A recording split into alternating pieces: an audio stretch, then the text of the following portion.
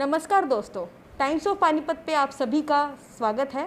और जिस तरह से लॉकडाउन लगा, स्टूडेंट्स को पढ़ाई में काफ़ी ज़्यादा मुश्किलें आई और ऐसे टाइम पे स्टूडेंट्स के लिए इस समय सबसे बड़ी चुनौती ये बनी हुई है कि बिना एग्ज़ाम के जो है उनका जो ग्रेजुएशन की डिग्री उनके हाथ में रख दी जाएगी या फिर उनको पूरे साल का जो पूरा का पूरा सिलेबस है उसके बिहाफ पे उनको मार्क्स जो है दे दिए जाएंगे।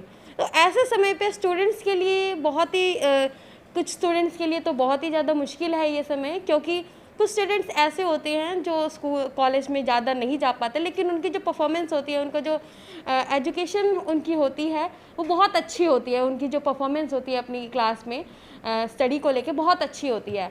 और ऐसे समय में जो स्टूडेंट्स हैं वो जानना चाहते हैं कि आखिर उनके कॉलेज की तरफ से क्या गाइडलाइंस उन्हें दी जा रही है। हालांकि यूजीसी की तरफ से उनके पास गाइडलाइंस पहुंच रही है, अखबारों के ज़रिए भी पहुंच रही है, लेकिन एक उनके प्रिंसिपल के ज़रिए अगर किसी बात का जवाब उन तक पहुंच जाता है तो उसको लेके एक अलग ही सेटिस्फेक्शन उनके पास होती है। तो इसी को बताने के लिए आज एसजीपीजी कॉलेज के प्रिंसिपल डॉक्टर अनुपम अरोड़ा हमारे साथ जुड़ गए हैं और वो बच्चों को बताएंगे कि किस तरह से इस लॉकडाउन की वजह से एग्ज़ाम नहीं हो पा रहे हैं तो किस तरह से उनकी जो डिग्री है पूरी कंप्लीट हो जाएगी। इसके अलावा जो बच्चे अभी +2 कंप्लीट करेंगे उसके बाद उनका क्या प्रोसेस रहेगा एडमिशन को लेकर, और इसी के साथ जानेंगे हम और भी बहुत सारे सवाल। लेकिन अभी हम बातचीत की भी शुरुआत करते हैं डॉक्टर अनुपम अरोड़ा से, जो एसजीपीजी कॉलेज के प्रिंसिपल है। नमस्कार जी। नमस्कार जी। टाइम्स ऑफ पानीपत में आपका बहुत बहुत स्वागत है। और जिस तरह से आपका एजुकेशन के क्षेत्र में काफ़ी ज़्यादा अच्छी भूमिका रही है आपकी, और एसजीपीजी कॉलेज में जो स्टूडेंट्स हैं वो इस वक्त काफ़ी ज़्यादा स्टूडेंट्स जो है ये जानना चाहते हैं कि जो एग्ज़ाम जो है इस बार नहीं हो पा रहे हैं, तो एग्ज़ाम नहीं हो पा रहे तो किस तरह से उनका जो साल है कंप्लीट माना जाएगा, उनकी जो ग्रेजुएशन की डिग्री कंप्लीट मानी जाएगी, मास्टर्स की डिग्री कंप्लीट मानी जाएगी। देखिए, एग्ज़ामिनेशन का ना होना जो है वो एक सर्वविदित एक विवशता है, मजबूरी है, एक्सट्रीम स्टेट ऑफ हेल्पलेसनेस है। कोविड का जो संक्रमण है ये कितना घातक है इस विषय में सभी को परिचय है। तो एग्ज़ामिनेशन तो इस समय ऐसी परिस्थिति में कंडक्ट करना संभव है ही नहीं। इसलिए हरियाणा सरकार ने निर्णय लिया कि विद्यार्थियों की परीक्षाएं नहीं होंगी और विद्यार्थियों को बिना परीक्षा के जो अगली क्लास अगला सेमेस्टर है उसमें प्रमोट किया जाएगा। लेकिन इसका आशय ये नहीं है कि विद्यार्थी का अकादमिक मूल्यांकन नहीं हुआ। जो विद्यार्थी अब तृतीय वर्ष में आना है, 3rd ईयर में, यानी 3rd ईयर का मतलब जिसको 5th सेमेस्टर में एडमिशन लेना है इस समय, तो उसके 4 सेमेस्टर के एग्ज़ामिनेशन तो हो चुके हैं, 3 सेमेस्टर के, चौथा तो नहीं हो पाया ये। अब जो एग्ज़ामिनेशन होना था इस समय जो नहीं हो पाया, जो रद्द हो गया, वो दूसरे, चौथे और छठे सेमेस्टर का था, यानी इवन सेमेस्टर का था। ये परीक्षाएं नहीं हो पाई।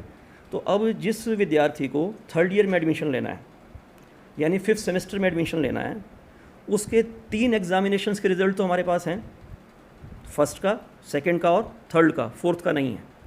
तो उन तीनों का जो एग्ज़ामिनेशन है उनका जो एवरेज होगा 3 एग्ज़ामिनेशन का, और उसके बाद जो वर्तमान सेमेस्टर की जो इंटरनल असेसमेंट थी, ठीक है, वो एक आधार बनेगा। तो 50% तो जो प्रेजेंट सेमेस्टर की जिसका एग्ज़ामिनेशन नहीं हो पाया उसका जो इंटरनल असेसमेंट था वो आधार बनेगा, और 50% जो है वो जो पिछले सेमेस्टर हैं जितने, उनका जो रिज़ल्ट है उसकी एवरेज आधार बनेगा। और इसके अकॉर्डिंग, इसके बेसिस पे स्टूडेंट का रिज़ल्ट डिक्लेयर किया जाएगा। इसका मतलब यदि स्टूडेंट को पास किया गया है, परीक्षा जो है संचालित नहीं हो पाई और उसको अगले सेमेस्टर में, अगले साल में एडमिशन का मौका दिया, तो मूल्यांकन तो अकादमिक ही है, पिछले सेमेस्टर का रिज़ल्ट और इस सेमेस्टर की इंटरनल असेसमेंट। इसमें एक समस्या ये भी है कि जिन स्टूडेंट्स का जो पिछला परफॉर्मेंस है अच्छा नहीं रहा उनका परफॉर्मेंस, तो क्या उसके अकॉर्डिंग जो अभी देखा जाएगा, उनका मूल्यांकन किया जाएगा उनका अकादमी, तो ऐसे में जो उनका 4th सेमेस्टर का जो मूल्यांकन रहेगा वो किस तरह का रहेगा? उनकी परफॉर्मेंस पहले बहुत बैठ गई है। देखिए, आपका मतलब आप उन विद्यार्थियों के विषय में कह रहे हैं कि जो कमज़ोर विद्यार्थी हैं। नहीं, बहुत से विद्यार्थी जो हैं जो ये नया एक फार्मूला अडॉप्ट किया। पहला तो विषय ये है कि किसी भी विद्यार्थी का कोई टाइम का कोई उसके अंदर लॉस नहीं है, उसका एकेडमिक ईयर का लॉस नहीं है, ठीक है, उसका साल ख़राब नहीं है, इस कोविड की वजह से उसको प्रमोट किया जा रहा है, ठीक है। अब दो तरह के विद्यार्थी हैं, तीन तरह के विद्यार्थी आप कह सकते हैं कि एक विद्यार्थी जो बहुत अच्छा परफॉर्म करते हैं, अच्छी परसेंटेज होती है, आउटस्टैंडिंग परफॉर्मेंस है, एक जो एवरेज परफॉर्मर्स होते हैं, और एक आप कह सकते हैं कि जिनके रीअपीयर्स जो हैं, काफ़ी रीअपीयर्स बैकलॉग एरियर्स होते हैं। तो रीअपीयर का भी एग्जामिनेशन नहीं होगा, ठीक है। रीअपीयर को भी प्रमोट करने का एक व्यवस्था जो है सरकार ने बनाई है और उसके अकॉर्डिंग उनको प्रमोट किया जाएगा, ठीक है। अब इसमें जो थोड़ा सा जो नुकसान रहेगा वो रहेगा जो बहुत ही आउटस्टैंडिंग स्टूडेंट्स होते हैं और अच्छा परफॉर्म करते हैं और वो अपनी परसेंटेज को इम्प्रूव भी कर सकते हैं, और किसी कारण से पिछले सेमेस्टर में किसी की परसेंटेज कम है लेकिन उसने बहुत अच्छी तैयारी की हुई थी और इस बार वो एक्सपेक्ट कर रहा था कि मैं अपनी परसेंटेज बहुत इम्प्रूव करूँगा। तो उन बच्चों के लिए जब ये नॉर्मल हो जाएगा, कभी तो नॉर्मल होगा, जब नॉर्मल हो जाएगा तो उन बच्चों के लिए प्रावधान होगा कि वो परसेंटेज अपनी इम्प्रूव करना चाहते हैं तो परीक्षा दे के परसेंटेज इम्प्रूव कर सकते हैं। बिल्कुल सही बताया आपने कि किस तरह से जो आपकी जो पिछली परफॉर्मेंस है उसके बिहाफ पर ही आपका जो है आपकी परफॉर्मेंस डिसाइड की जाएगी, आपके मार्क्स डिसाइड किए जाएंगे और आपको जो नेक्स्ट सेमेस्टर में एडमिशन मिल जाएगा। ये उन स्टूडेंट्स के लिए। और इसी के अलावा जो आउटस्टैंडिंग स्टूडेंट्स हैं जिनकी बहुत ही अच्छी इंटेलिजेंट है, बहुत ही अच्छी परफॉर्मेंस रही है अपनी स्टडी में, तो ऐसे स्टूडेंट्स को अगर लगता है कि उनकी परफॉर्मेंस कहीं डाउन ना चली जाए, तो जब भी कोविड-19 पूरी तरह से सही हो जाता है तो ऐसे में उन स्टूडेंट्स के लिए एग्ज़ाम कंडक्ट हो सकते हैं और वो एग्ज़ाम देकर जो अपनी परफॉर्मेंस है, अपने परसेंटेजेस है, उसको और भी अच्छी तरह से बना सकते हैं। इसी के साथ जो हमारा अगला सवाल है आपसे ये है कि मतलब कि सभी स्टूडेंट्स के इस टाइम पे ये है कि +2 का एग्ज़ाम जो सभी बच्चों के हो गए हैं और ऐसे में जिन अभी +2 के रिज़ल्ट के बाद जिन्होंने एडमिशन लेना है तो उनका जो क्या प्रोसीजर रहेगा और किस तरह से वो कॉलेज आ पाएंगे या नहीं आ पाएंगे, तो किस तरह से रहेगा उनका? देखिए अभी ना +2 का जो रिज़ल्ट है ना तो हरियाणा बोर्ड का डिक्लेयर हुआ है, ना ही CBSE बोर्ड का डिक्लेयर हुआ है, और दोनों बोर्ड का रिज़ल्ट संभावित है शीघ्र जो है ये अपने रिज़ल्ट की घोषणा करेंगे, क्योंकि 12th का जो परसेंटेज है वही आधार बनेगा आगे जो कॉलेज है उसमें एडमिशन का। एक तो प्रक्रिया स्पष्ट है कि जो एडमिशन होगा हरियाणा के सभी कॉलेज में, चाहे वो गवर्नमेंट कॉलेज हैं या गवर्नमेंट एडेड कॉलेज हैं या सेल्फ फाइनेंसिंग कॉलेज हैं, सभी प्रकार के कॉलेज में जो एडमिशन होगा वो ऑनलाइन प्रक्रिया से होगा। और ऑनलाइन जो है वो सेंट्रलाइज्ड एक प्रोसेस है जिसे हरियाणा गवर्नमेंट का जो हायर एजुकेशन डिपार्टमेंट है, उच्चतर शिक्षा विभाग कंडक्ट करता है। इसी प्रक्रिया से पिछले काफ़ी वर्षों से एडमिशन हो रहे हैं, तो एडमिशन की प्रक्रिया वही ऑनलाइन रहेगी। विद्यार्थियों को आवेदन करना पड़ेगा, वो स्टेट गवर्नमेंट का पोर्टल है और उसमें जिस कॉलेज में विद्यार्थी प्रवेश का इच्छुक है उन कॉलेजों को उसको टिक करना पड़ेगा जो उसकी प्रेफरेंस है, उसमें कोर्सेज़ को भी टिक करना पड़ेगा। और आवेदन करने के बाद फिर जो मेरिट लिस्ट होगी उसका जिस कॉलेज में इच्छुक है प्रायोरिटी में उसका उसमें नाम आएगा और वो एडमिशन ले सकता है। अर्थात आशय कहने का ये है कि एडमिशन की प्रक्रिया में इस वर्ष कोई भी परिवर्तन नहीं है, जैसे पिछले साल या उससे पिछले साल ऑनलाइन से एडमिशन होता रहा है उसी प्रक्रिया से एडमिशन होगा, उसी पोर्टल पे अप्लाई करना पड़ेगा, उसी तरीके से मेरिट लिस्ट बनेंगी, वैसी एडमिशन होगा। प्रश्न ये उठता है कि एडमिशन तो हो जाएगा, 12वीं का रिज़ल्ट भी आ जाएगा, एडमिशन भी हो जाएगा, लेकिन उद्देश्य तो एडमिशन का शिक्षा है ना, एजुकेशन है ना, तो क्लासेस कैसे कंडक्ट होंगी, कोर्स कैसे चलेगा, विद्यार्थी कॉलेज में आ पाएंगे या नहीं आ पाएंगे। संभावना इसकी कि विद्यार्थी निकट भविष्य में अगले 1 महीने में या 1.5 महीने 2 महीने में कॉलेज आ पाएँ, इसकी संभावना क्षीण है, मेरा ऐसा अनुमान है। निर्णय तो हरियाणा सरकार का होगा, एक व्यक्तिगत रूप से मेरा अनुमान ऐसा है।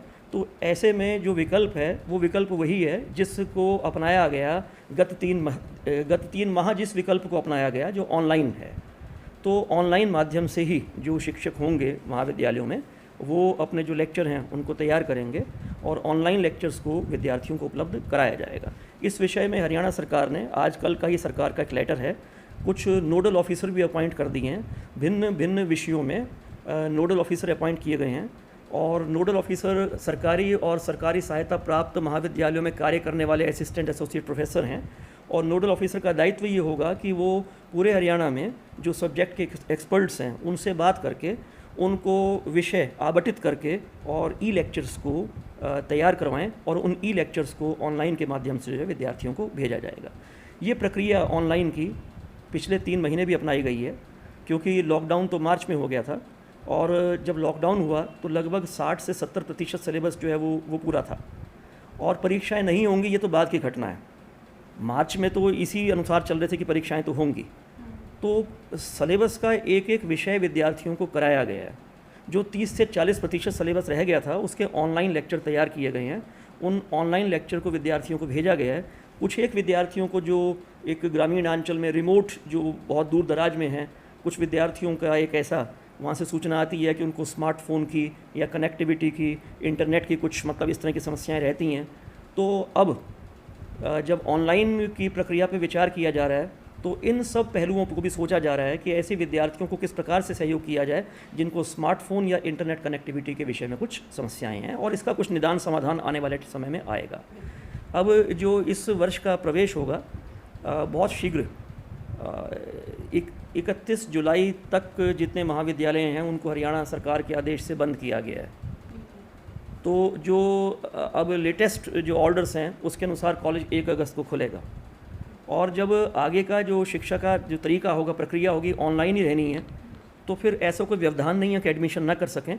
मेरा अपना अनुमान ऐसा है कि शीघ्र अतिशीघ्र अगले 10-15-20 दिन में या इससे भी पहले जो है आने वाले सत्र की 2021 की 2020-21 की जो एडमिशन की पूरी गाइडलाइंस हैं, मोडेलिटीज़ हैं, पूरा जो प्रोसेस है वो गवर्नमेंट उसको नोटिफाई कर देगी। गवर्नमेंट की तरफ से, हरियाणा गवर्नमेंट की तरफ से इस तरह के ऑर्डर आ गए हैं कि 1 अगस्त तक कॉलेज खुल सकते हैं? देखिए 1 अगस्त से कॉलेज खुलेंगे। जो हरियाणा गवर्नमेंट का लेटेस्ट नोटिफिकेशन है उसके अनुसार 31 जुलाई तक बंद करने का आदेश दिया गया है। उस अनुसार 1 अगस्त को कॉलेज, इस आदेश के अनुसार 1 अगस्त को कॉलेज खुलेगा। जब तक कि कोई इसमें आगे किसी और नोटिफिकेशन के द्वारा कोई परिवर्तन होता है तो परिवर्तन लागू होगा। आज के आदेश के अनुसार 1 अगस्त को कॉलेज खुलेगा।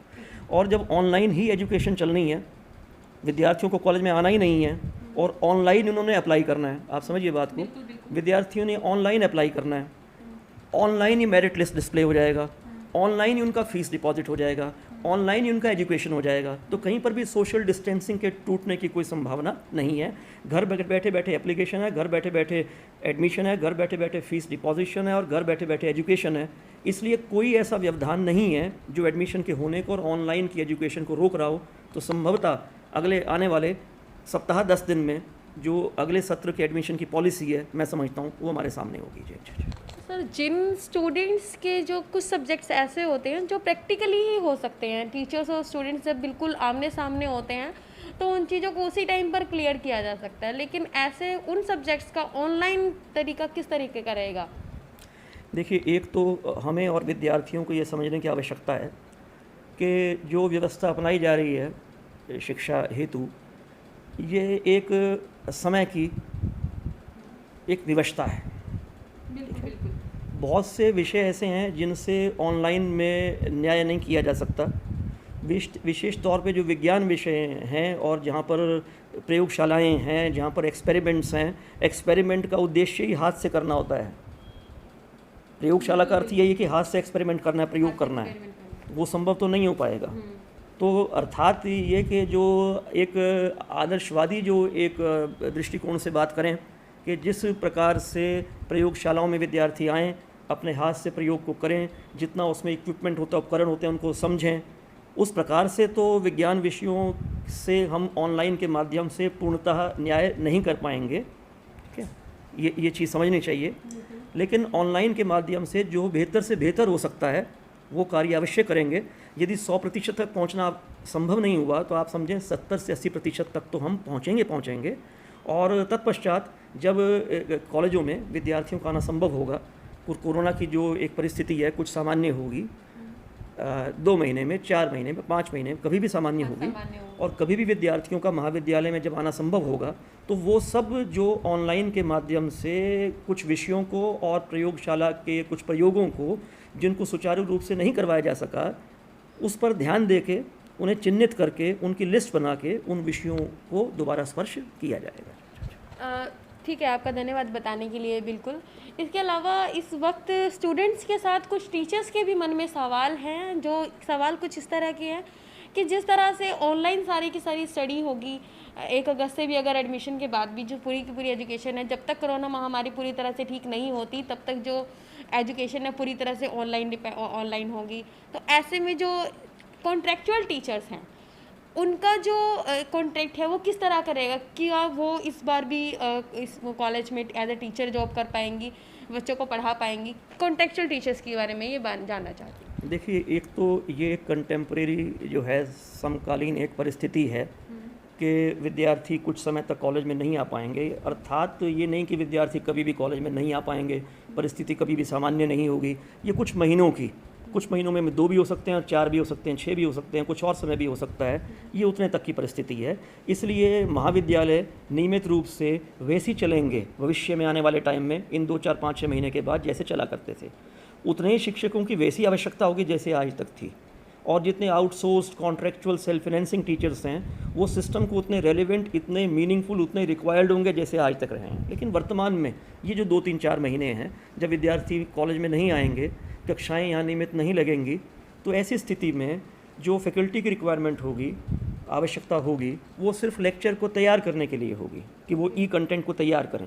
और ई कंटेंट को तैयार करने में मेरी सोच है जितने महाविद्यालय हैं, वो जो उनका कॉन्ट्रैक्चुअल स्टाफ है, उनका भी सहयोग अवश्य लेंगे और लेना चाहिए, क्योंकि जितना कॉन्ट्रैक्चुअल स्टाफ है ये यंग स्टाफ है, सभी जो नए क्वालिफाइड हैं। और जितने इंफॉर्मेशन टेक्नोलॉजी के टूल्स हैं, ई लेक्चर को प्रिपेयर करने का जितना आईटी का यूज़ है, ये जो हमारे नए टीचर्स हैं उससे वेल वर्स्ड हैं, ये रोज़ उसको प्रयोग करते रहते हैं।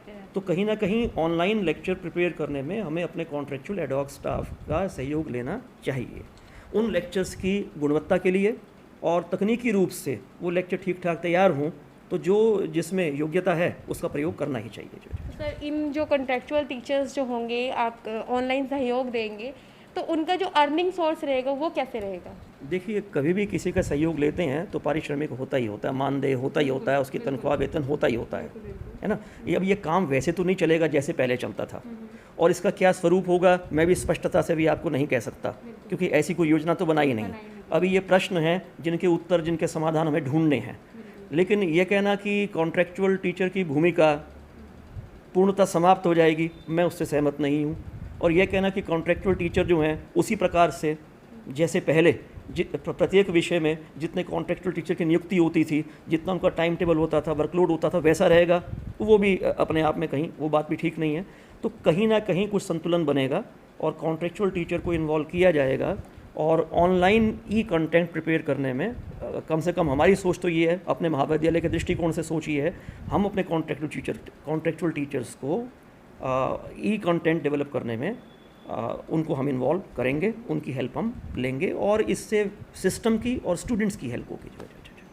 तो देखा आपने, इस वक्त डॉक्टर अनुपम अरोड़ा एसजीपीजी कॉलेज के प्रिंसिपल हमारे साथ जुड़े थे, और उन्होंने बहुत से अहम विषयों पर बात की और बताया कि किस तरह से जो स्टूडेंट्स हैं वो अपनी स्टडी को कैसे कंटिन्यू रख सकते हैं, और आफ्टर +2 जिन बच्चों को एडमिशन लेना है ग्रेजुएशन में, उन स्टूडेंट्स की स्टडी किस तरह से होगी और किस तरह से वो अप्लाई करेंगे। अप्लाई करने का जो एडमिशन फॉर्म अप्लाई करने का तरीका पुराने तरीके से रहेगा, क्योंकि शुरू दिन से ही ऑनलाइन चल रहा है।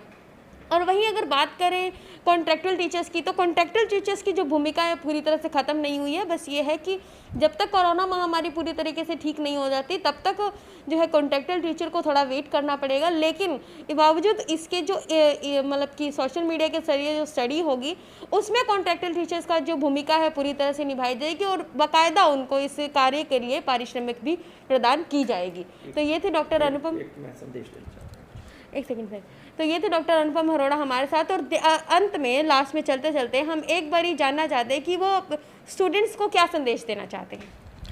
देखिए, मैं संदेश ये देना चाहता हूँ कि यह वर्तमान जो है कठिन समय चल रहे हैं, और कोविड जो है कि ये वर्ल्ड वाइड फिनोमिनन है।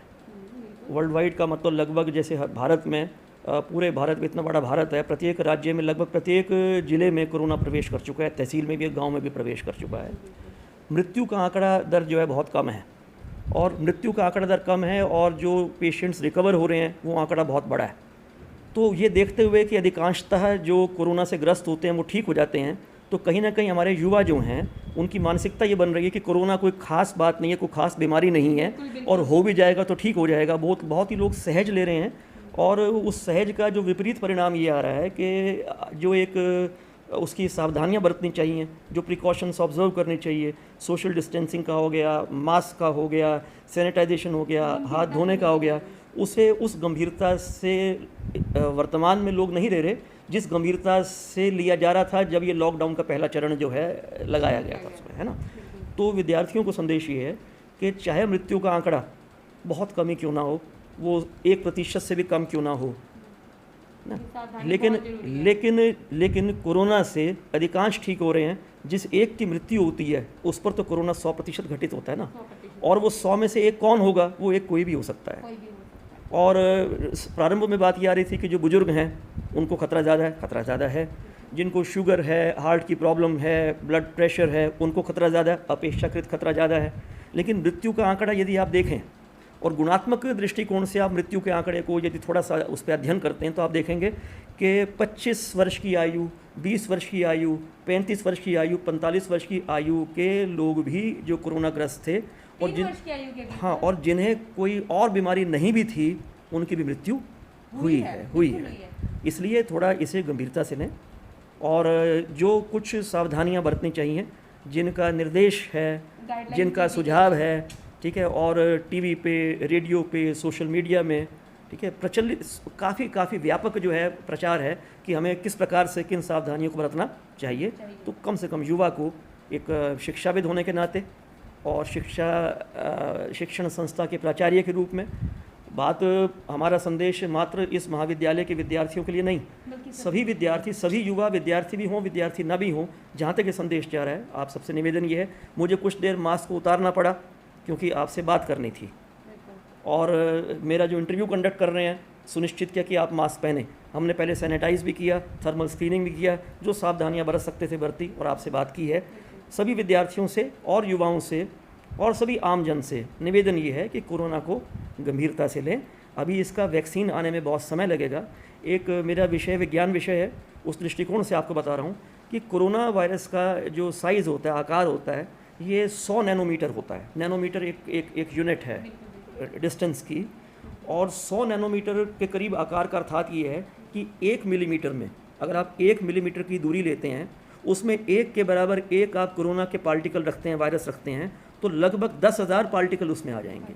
तो 1 मिलीमीटर में 10,000 कोरोना के कण 1 मिलीमीटर में समा जाएंगे। इतना छोटा आकार है कोरोना के कण का, तो दिखाई तो देता नहीं। मास्क भी जो है एक रीजनेबल प्रोटेक्शन है, मास्क भी लगाएं और सोशल डिस्टेंसिंग को भी रखें। ये आप सबको जो है निवेदन है। और हमारा युवा जो हैं, आप हमारे राष्ट्र की जो ऊर्जा हैं, भविष्य हैं, आपका स्वास्थ्य संरक्षित रहे, जीवन संरक्षित रहे, ऐसी परमपिता परमात्मा से प्रार्थना करते हैं। तो इस वक्त अनुपम अरोड़ा जी ने वही स्टूडेंट्स को भी एक संदेश दिया है कि इस कोरोना महामारी को जिस तरह से गंभीरता से लिया जाना चाहिए वो वैसे नहीं लिया जा रहा है। जो स्टूडेंट्स है, जो पहले चरण में लॉकडाउन लगा था उस समय काफ़ी अच्छा सावधानियां देखने को मिली थी। लोग घरों में भी आपस में मिलना बंद कर दिया था, बिल्कुल पड़ोस में जाना भी बिल्कुल बंद कर दिया था। और अब वापस से ऐसा देखकर लगता है कि बिल्कुल नॉर्मल हो चुका है, जैसे कोरोना महामारी नहीं है।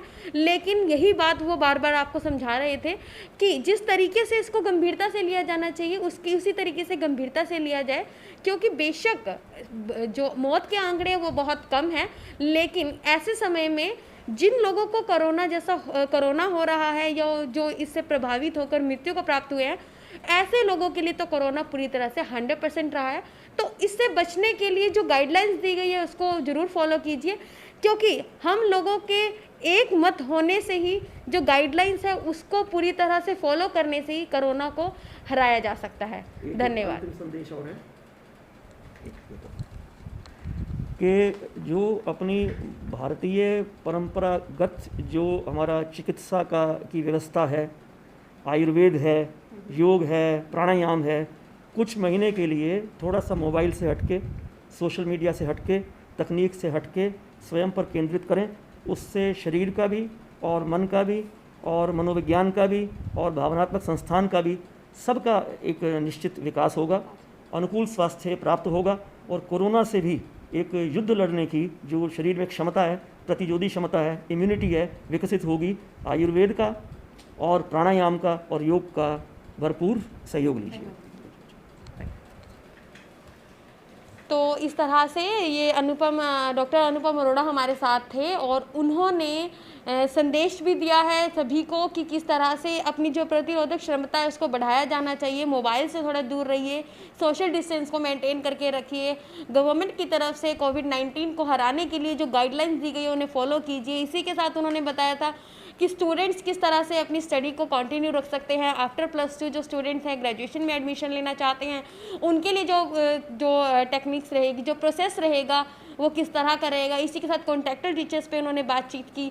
तो इस वीडियो को देखिए और ये वीडियो ज़्यादा से ज़्यादा लोगों तक शेयर कीजिए, और इस वीडियो को ज़्यादा से ज़्यादा लोगों तक शेयर करने के लिए आप बेल आइकन को क्लिक कीजिए, हमारे सब्सक्राइब कीजिए चैनल को, यूट्यूब चैनल को। धन्यवाद।